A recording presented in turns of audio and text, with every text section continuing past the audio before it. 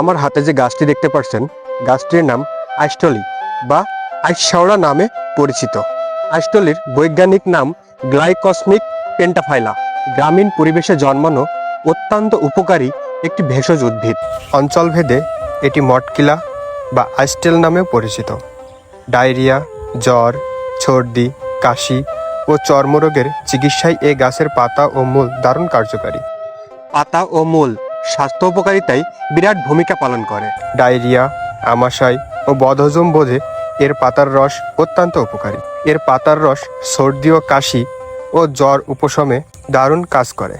ভারতীয় ঐতিহ্যগত আয়ুর্বেদিক চিকিৎসায় গাছটি জন্ডিস এবং রক্তশূন্যতার চিকিৎসায় ব্যবহৃত হয়। এর সরু ও কচি ডাল গ্রাম বাংলার প্রাকৃতিক দাঁত মাজন বা টুথব্রাশ হিসাবে ব্যবহৃত হয়। আধুনিক চিকিৎসা ও মুখ গহ্বরে স্বাস্থ্য রক্ষায় এটি ব্যবহৃত হয়। পাতার রস কীটনাশক হিসাবেও কাজ করে, লিভার ভালো রাখতে সাহায্য করে।